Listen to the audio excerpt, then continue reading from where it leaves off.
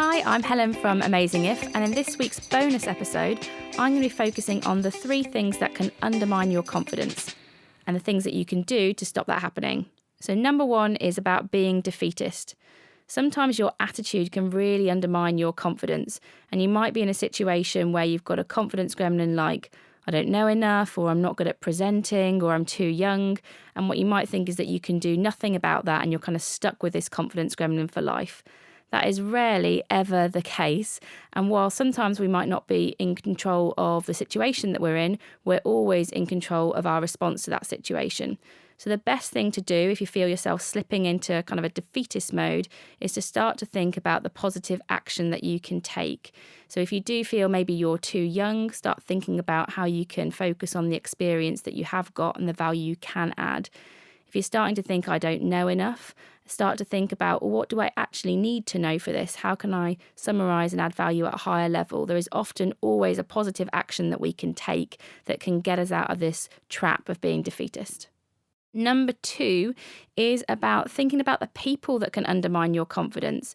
Surrounding yourself with mood hoovers or kind of draining people can really undermine your confidence. So just take a look around and look at the people that you're interacting with. The more positive and confident, dynamic people that you can interact with, the more that behaviour is going to start reflecting on you, and you're going to start to embrace some of that attitude yourself in terms of what you're doing at work and how you're coming across. And the third thing is about when sometimes you might try something new when you're testing out your confidence gremlins, and you might get a no or you might get a rejection, and that can feel like the end of the world. And for some people, that can send them in a bit of a confidence spiral and can really undermine how confident they're feeling. If you do try something and you do get a rejection, don't let that be the end of it. For example, let's think about maybe you've been asking for a mentor and you build up the confidence to go and ask someone to mentor you, and they say, no, I'm sorry, I haven't got time. Rather than feeling that that's the end of the world and you're never ever going to ask for anybody to mentor you ever again, instead think about how you can respond to that. So a really positive response to that rejection would be to say, I completely understand. Do you know anybody else that can help?